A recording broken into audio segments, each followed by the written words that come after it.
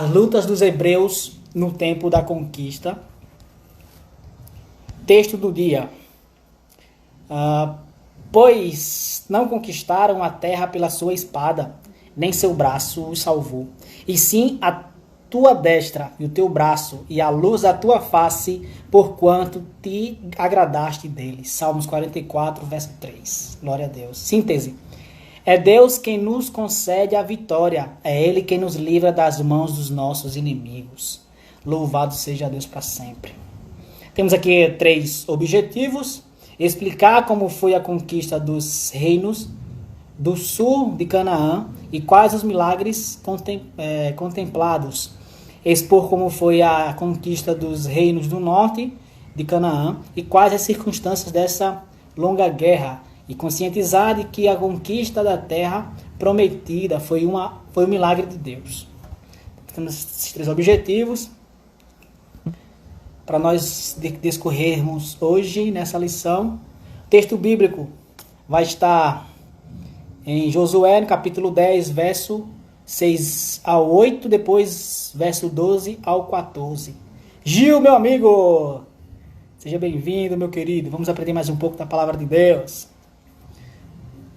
Josué capítulo 10, verso 6 ao 8, depois verso 12 ao 14, que diz assim: Enviaram, pois, os homens de Gibeão a Josué ao arraial de Gilgal, dizendo: Não retires as tuas mãos de teus servos, sobe apressadamente a nós, e livra-nos e ajuda-nos, porquanto todos os reinos dos amorreus que habitam na montanha se ajuntaram contra nós. Então subiu Josué de Gilgal, ele e toda a gente de guerra, com ele e todos os valentes e valorosos. E o Senhor disse a Josué: Não os temas, porque eu os tenho dado na tua mão. Nenhum deles parará diante de ti. Versículo 9. E Josué lhe sobreveio de repente, porque toda a noite veio subindo desde Gilgal. Verso 12. Então Josué falou ao Senhor no dia em que o Senhor deu aos amorreus nas mãos dos filhos de Israel, e disse aos olhos dos israelitas: Sol, detém-te em Gibeão, e tu, lua, no vale de Aijalon. E o sol se deteve, e a lua parou, até que o povo se vingou de seus inimigos. Isso não está escrito nos livros do reto? O sol, pois, se deteve no meio do céu, e não se apressou a pôr-se quase um dia inteiro. E não houve dia semelhante a este, mas antes nem depois dele, ouvindo o Senhor assim a voz de um homem, porque o Senhor pelejava por Israel. Verso 15, e tornou-se Josué e todo Israel com ele ao arraial, a Gilgal. Glória a Deus. É um texto hoje que é até um desafio para a ciência. Aqueles que acreditam na terra, os terraplanistas, né, que a terra é plana, outros acreditam que a terra é redonda, uns acreditam que a terra quem gira em torno do sol, ou é o sol que gira em torno da terra. Então, há anos sempre vem essas teorias e que são indesvendáveis, né? Mas, segundo o texto bíblico, vamos aprender um pouco sobre o que a Bíblia fala sobre esse fenômeno que Josué, esse feito que Josué conseguia, né? Através da oração, através da ordem dada com autoridade no nome de Deus, né? No nome do Senhor. Nos capítulos 10, 11 e 12 do livro de Josué, que estudaremos nessa lição, são narradas as conquistas das cidades do sul e do norte da terra de Canaã.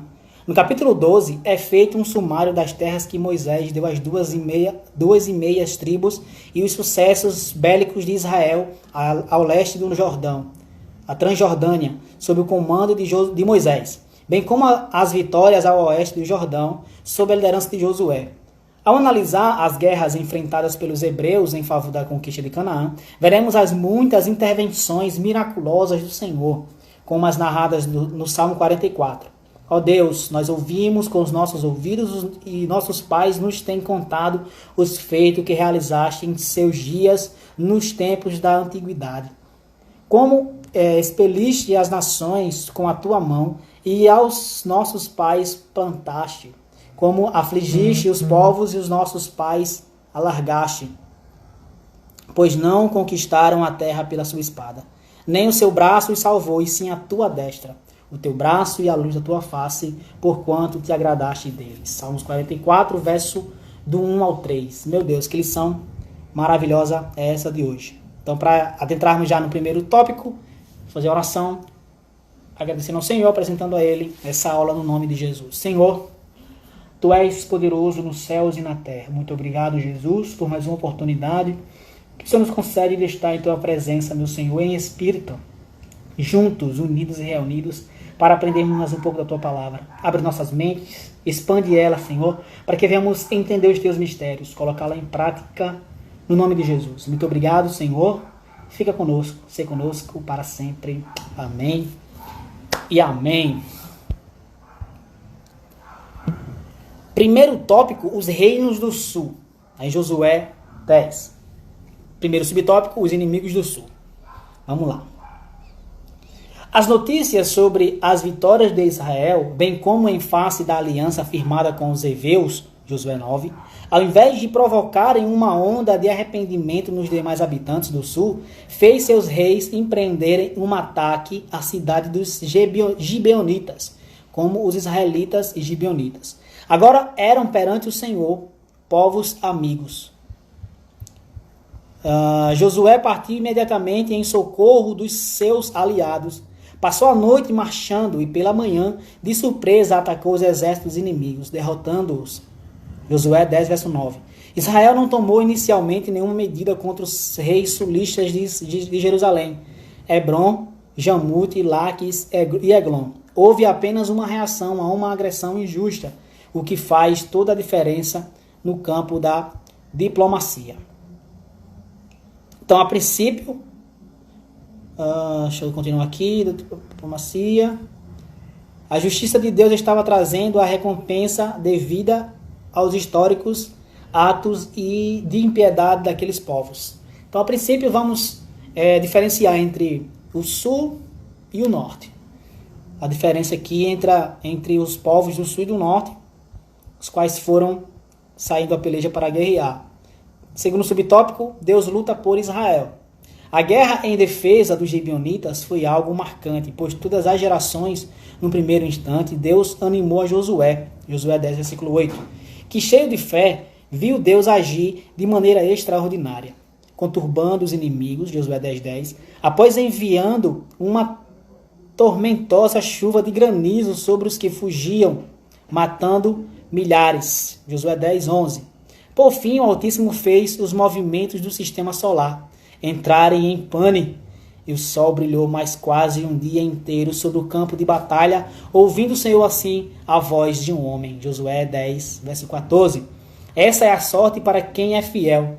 Josué, o qual fez tudo como o Senhor ordenara, quando alguém do povo pecou, o episódio de Acã, imediatamente ele resolveu o problema, aplacando a ira do Todo-Poderoso. Meu Deus. Como falei no início, é uma discussão de 1000 anos entre o sol parou ou foi a terra que parou. Mas segundo o texto, é bem claro, onde Josué ora, sol para no vale de Aijalon, ou foi ao contrário, a lua no vale de Aijalon, mas Josué pediu para que parasse o sol e a lua se detesse também. Então, pelo texto, dá-se a entender que é o sol quem gira em torno da terra. Mas, adeptos à ciência vão desmentir, dizer que é a terra quem gira em torno e tal e tal. Então, eu não quero entrar por esses méritos, porque vai ser uma discussão que não tem fim, mas se você perguntar o que eu acredito, eu fico com a Bíblia. Eu não sei se foi claro que era um tempo remoto, que não tinha conhecimento do que era a atmosfera, do que era a velocidade da Terra, ou quem é que girava de fato. Não se tinha. Mas eu fico com a Bíblia. Se ela disse que o Sol quem parou, então, para mim, o Sol parou e a Lua parou. Mas, vamos colocar a hipótese da ciência, que... Aí você pergunta, mas por que você não acredita na ciência? Em parte, eu acredito na ciência, porque tem coisas da ciência que querem né, os cientistas querem, vamos dizer, modificar as coisas para tirar o foco real. a teoria da evolução, o nome já diz tudo, teoria, não é nada comprovado, mas tem mais valor para os cristãos, mais do que a própria Bíblia, que diz que Deus quem criou tudo.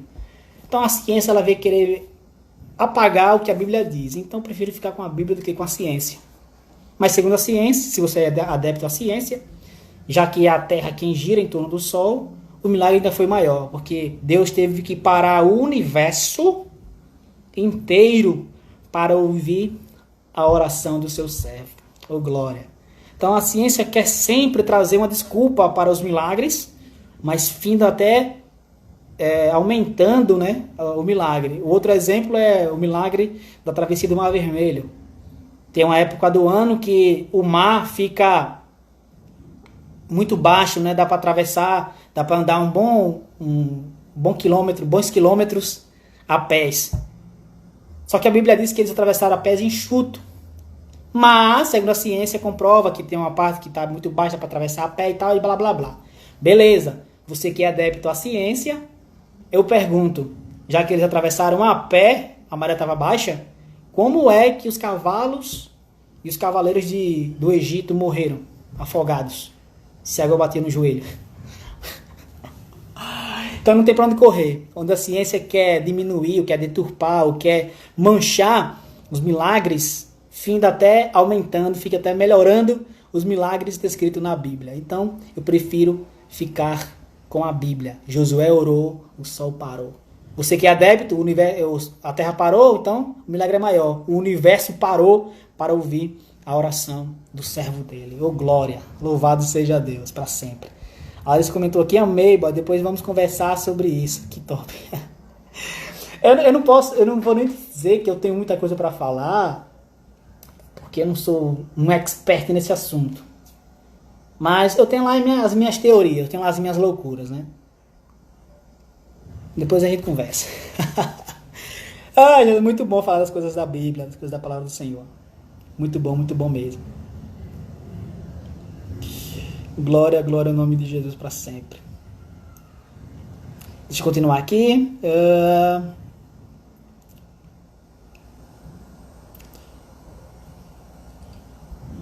Só o finalzinho do subtópico 2. Essa é a sorte para quem é fiel. Josué, o qual fez tudo como o Senhor ordenara. Quando alguém do povo pecou, que foi o episódio de Acã, imediatamente ele resolveu o problema aplacando a ira do Senhor. Então, quando o homem ele é fiel a Deus, ele atenta para os comandos de Deus e assim o realiza, Deus ele é capaz até de parar o universo para ouvir a oração daquele servo fiel. Maravilha, Jesus. O sol, mais ou menos 5 horas da tarde, 5h30, 6 horas, que começa a baixar. Ele começou a orar, o sol ficou brilhando praticamente ali ainda uma boa parte da noite, né? Então não tinha como escurecer a noite, né? A noite, o horário passava para a gente hoje, né? Das 19 horas, 20 horas, mas estava tudo claro, porque Deus atendeu a oração do seu servo. Glória a Deus. Tô nem aí, a gente vai conversar mesmo assim. Vamos lá, vou tentar lhe ajudar. Vamos chegar numa conclusão. Ah, meu Deus do céu. É muito bom. Subtópico 3. Homens maus. As muitas mortes das nações vizinhas não devem escandalizar ninguém.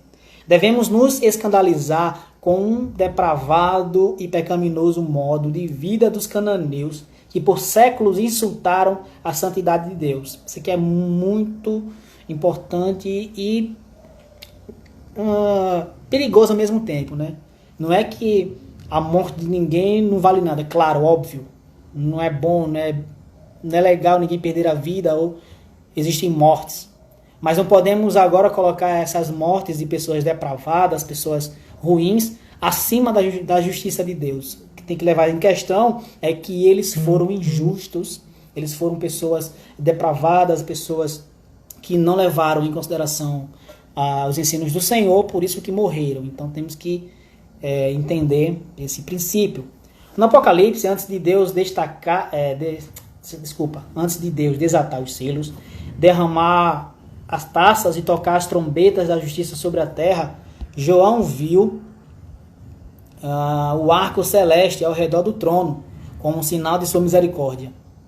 os homens sejam maus como forem, e todos os somos, o que varia é a medida da nossa maldade. Verdade.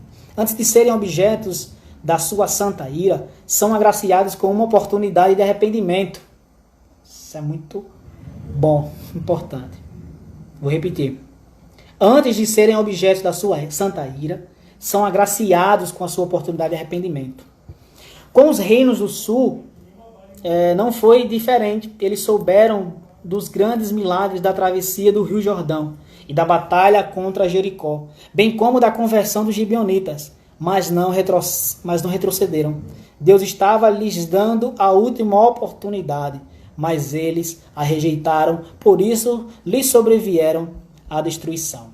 Pense, por que Deus não destruiu pelas mãos de Israel imediatamente todos os moradores de Canaã? Ponto importante. Deus estava lhes dando a última oportunidade, mas eles as rejeitaram, por isso lhes sobreveio a destruição. Só pôr o carregador aqui para o celular não apagar.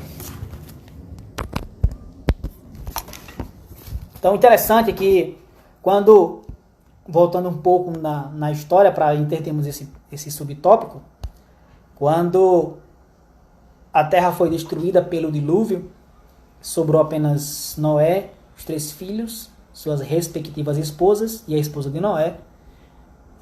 Noé oferece a Deus um altar, né? Depois de tudo tinha se passado, e Deus pôs no céu o arco-íris, né? Que bradou para Noé dizendo: não destruirei mais a terra com as águas de dilúvio. E o arco-íris será o sinal para que eu lembre dessa promessa. Então, quando João teve a visão lá no Apocalipse, ele viu lá acima do trono de Deus, brilhando o arco-íris, porque quando esse arco brilha, o arco-íris aponta para a misericórdia de Deus. Infelizmente, um grupo adotou como sua bandeira para pregar suas ideologias. Mas eu prefiro ficar com a Bíblia. A Bíblia trata o arco-íris como a misericórdia de Deus sobre a raça humana. Então, quando os povos atacavam, ou Israel atacava os povos, não era meramente sanguinários, ou matava por matar. Era a justiça de Deus, a ira de Deus aplacada, no caso, ou melhor, a ira de Deus sobre aqueles povos, para que a justiça deles fosse manifesta através, infelizmente, das mortes, porque eles não queriam se converter. Então, poderia muito bem Israel aniquilar todos e ponto. Mas o tópico nos trouxe que Deus, com a sua infinita misericórdia, ainda deu a oportunidade. Então, eu acredito que a Bíblia conta sobre isso. Então, eu acredito piamente que um dos fatos que Jesus não voltou ainda é porque o evangelho ainda não foi pregado em todo o mundo. Por quê? Porque quando chegar no trono, quando a pessoa for julgada, o grande juiz vai perguntar: mas por que você não aceitou o sacrifício do meu filho? Aí a pessoa vai dizer assim: eu não sabia. Então, para a pessoa não ter essa desculpa de não sabia, nunca ouviu falar nesse Jesus, então eu creio que o arrebatamento ainda não aconteceu, porque precisa todo mundo conhecer, para quando chegar no julgamento, ele não ter essa desculpa de que não conhecia. Então, as misericórdias do Senhor, elas são a causa de não sermos consumidos, elas se renovam a cada manhã. Glória a Deus por isso. Mas a hora está chegando. Eu acredito que vai demorar, mas ao mesmo tempo está perto. A qualquer momento a trombeta vai soar e eu quero estar sempre preparado para subir. Glória a Deus. Continuado. Segundo tópico, os reinos do norte. Falamos do sul, agora é o reino do norte. Josué 11. Deus reúne os inimigos do norte. Se a confederação sulista tinha muita gente, a do norte reuniu um grupo maior ainda. O historiador judeu Flávio Joséfo... Ai, meu Deus, saí aqui sem querer. Peraí, deixa eu voltar. Oh, Jesus. Deixa eu me reencontrar aqui. Deixa eu me reencontrar. Jesus do céu. Paciência aí.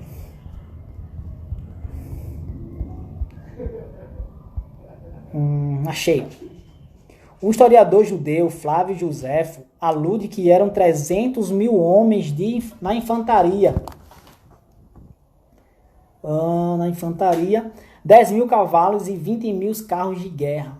Ao passo que o escritor bíblico diz, usando uma hipérbole, que o número deles podia ser comparado ao de grãos de areia na praia do mar. Quem conhece o português, a hipérbole é usada como exagero. Mais uma vez, os inimigos se reuniram para pelejarem contra Israel.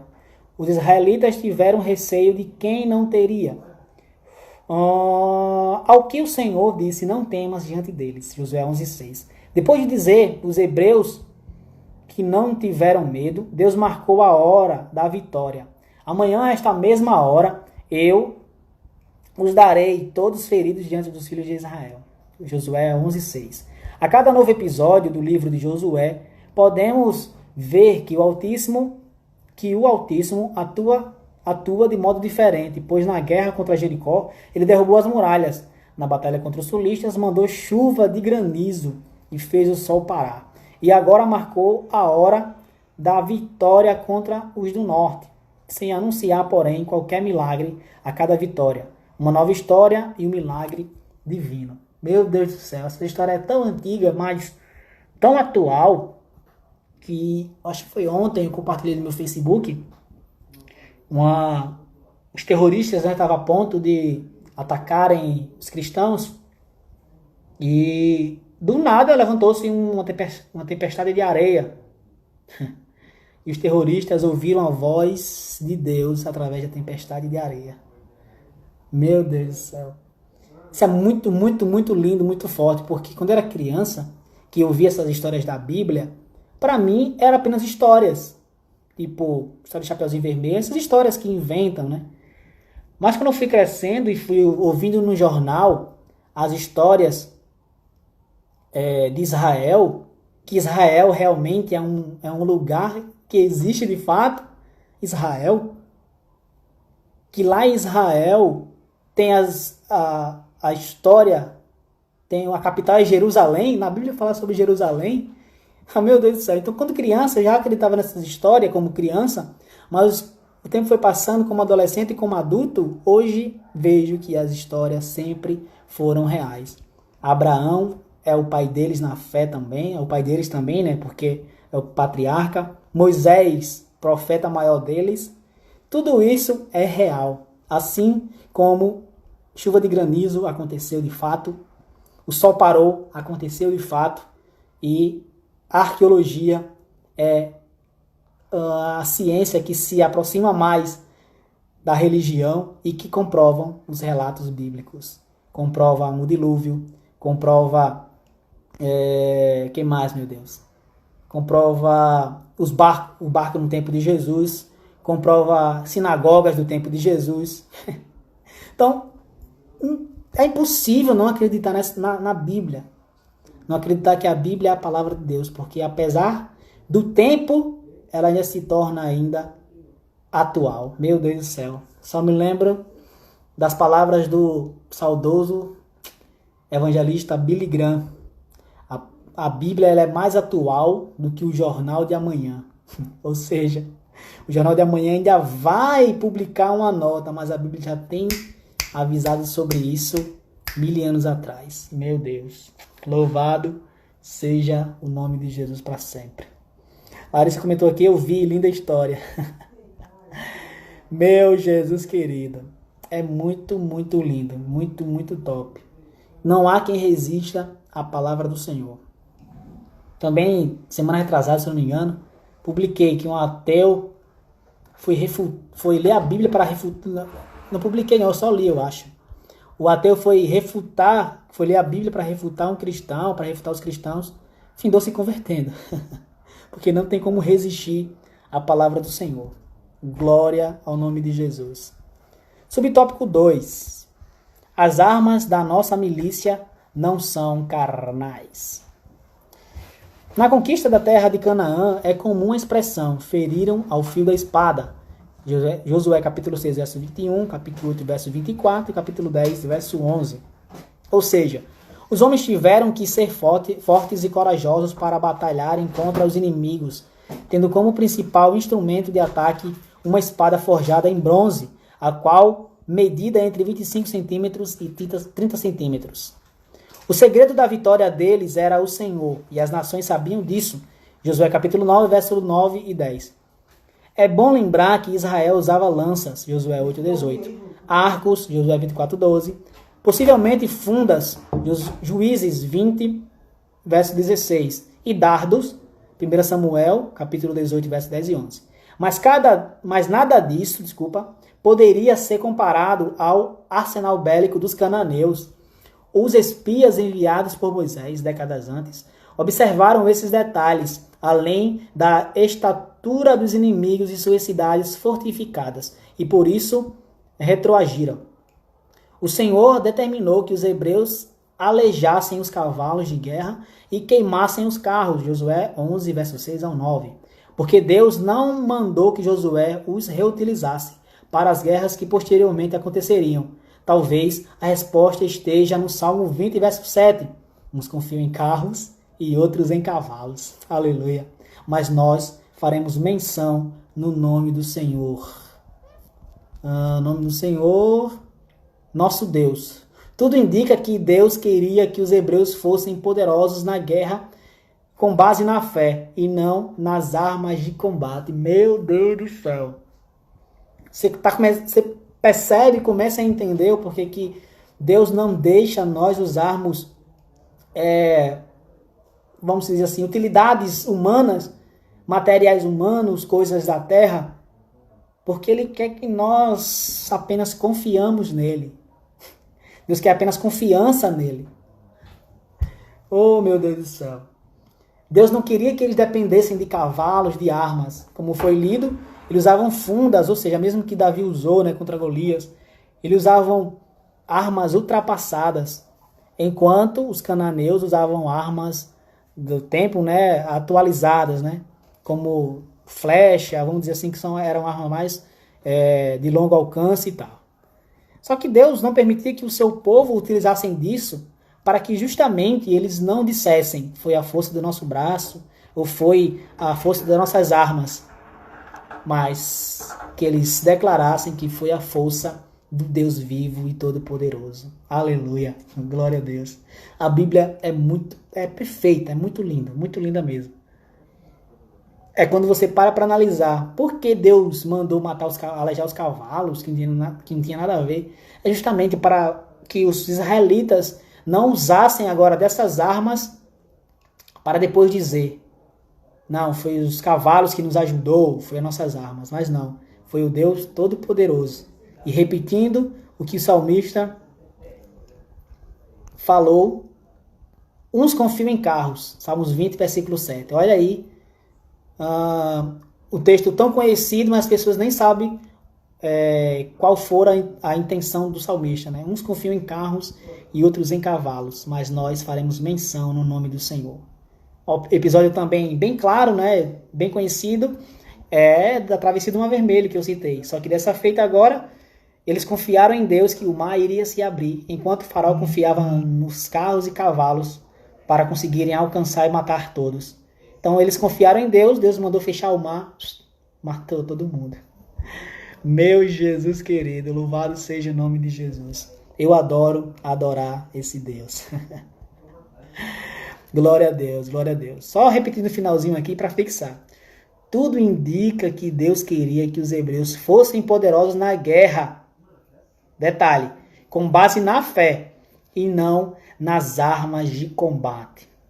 Glória a Deus, glória a Deus. A fé é o firme fundamento das coisas que não se vê, mas é a prova daquilo que se espera. Então, acredita que não é a ciência que vai dizer a última palavra, não é o médico que diz a última palavra, ninguém diz a última palavra. Quem diz a última palavra é o nosso Deus, o Deus de Israel, o Deus de Abraão, o Deus de Israel, o Deus de Isaac e Deus de Israel, que é Jacó. Então, o Deus de Israel é o Todo-Poderoso, é o Deus que nós acreditamos que faz isso e muito mais. Glória ao nome de Jesus. Jesus, sai aqui de novo. Espera aí, tenha paciência. Glória a Deus, glória a Deus. Eu louvo esse Deus poderoso. Deixa eu encontrar aqui de novo, me perdi de novo. Achei aqui.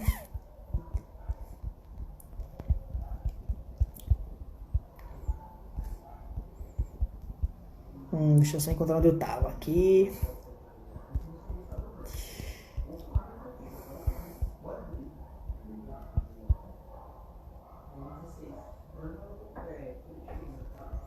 Pronto, achei. Terceiro subtópico, uma longa guerra. Capítulo 11, verso 18 ao 20. Se a confederação dos reis do sul foi liderada pelo rei de Jerusalém, Adonisedeque, a confederação do norte foi liderada por Jabim, rei de Azor, uma grande e fortificada cidade, o qual uniu dezenas de cidades, reinos que eram inimigas entre si, mas naquele momento, estavam juntas para alegrarem Israel. Juntas para elegerem Israel como inimigo comuns a ser destruído. A história que se repete até nossos dias. Segundo Flávio José, a guerra contra o norte durou 5 anos, mas há estudiosos que afirmam que ele demorou 7 anos, baseando-se na idade de Caleb. Mas uma vez a promessa feita pelo Senhor de que a terra seria conquistada lentamente, cumpriu-se integralmente. Se a guerra contra Jericó e Ai, bem como a batalha contra os reinos do sul, duraram pouco tempo, essa peleja demorou anos a fio. As estações dos anos se sucederam, mas as batalhas se estendiam sem nenhum milagre, apenas os livramentos cotidianos. E sempre os hebreus precisando estar alertas, pois os inimigos poderiam estar à espreita. Pense, por que a guerra contra a Confederação das Nações do Sul e de Canaã durou pouco tempo e a do Norte vários anos? Ponto importante. Mais uma vez, neste ponto, observa-se a multiforme sabedoria de Deus e seu jeito criativo de de resolver problemas.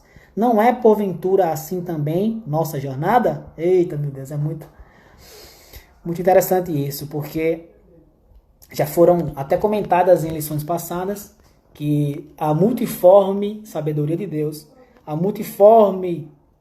múltiplas formas que ele usa para trabalhar. Então nós, quando ouvimos um testemunho de alguém que recebeu uma vitória, recebeu algo, queremos agora dizer: Deus, mas por que fulano recebeu e eu não recebi ainda? Porque Deus tem as suas múltiplas formas de trabalhar. Não é porque fulano recebeu assim que você vai receber da mesma forma. Fulano é fulano e você é você. O que Deus quer de você é apenas fé, que você acredite.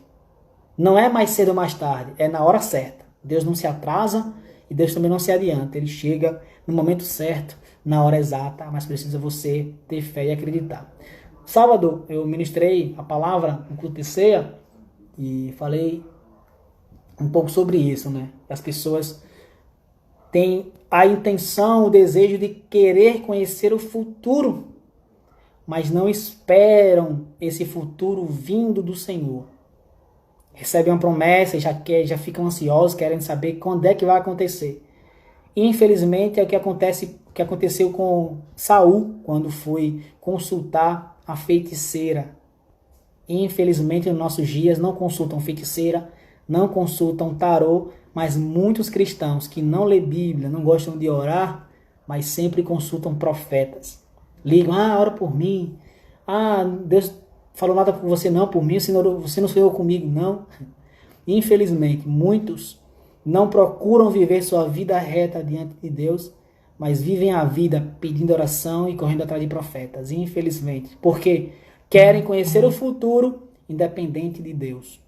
E isso custou até a queda de Adão e Eva, porque eles quiseram conhecer o futuro independente de Deus, com medo do fruto. E isso é muito, muito perigoso. Então Deus tem suas multiformas de trabalhar. O que ele fez com fulano, obrigatoriamente não vai ser da mesma forma com você.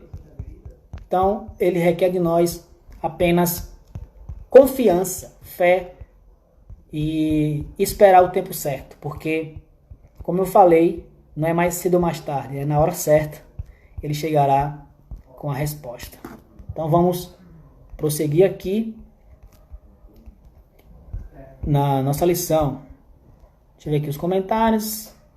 A Larissa comentou, já viu a história.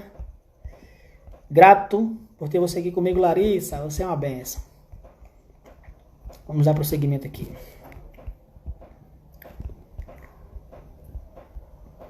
Terceiro subtópico, já partindo agora para os momentos finais da nossa lição. Conquistando o impossível. Tem uma música bem conhecida, né? Conquistando o impossível pela fé. Moisés é lembrado.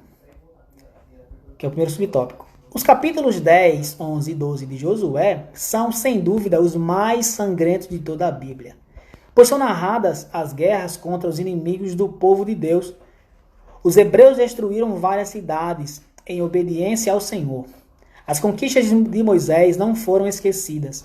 O livro de Josué faz questão de demonstrar que todas as ações dessa geração de hebreus obedeceram ao que foi determinado por Moisés, servo do Senhor. Nunca devemos esquecer daqueles que nos abençoaram no passado, aos quais deram o seu melhor para o crescimento do reino de Deus na terra. Glória a Deus, glória a Deus. Moisés, sempre como um bom líder, como um homem manso, sempre é lembrado na história dos hebreus. Segundo subtópico, o sol brilha sobre Gibeão. Vamos lá. Os povos cananeus adoravam o sol e a lua. Preste atenção. Por isso Deus fez com que o sol e a lua ficassem detidos, o que se constituiu em um grande testemunho para todos sobre quem era o Deus verdadeiro. A mesma estratégia evangelística o Senhor, em seu grande amor, utilizou na terra do Egito, no qual se adorava o rio Nilo, cuja as águas se transformaram em sangue. Bem como há muitos animais e astros celestes. Todos os objetos de culto foram afetados pelas pragas. Meu Deus do céu!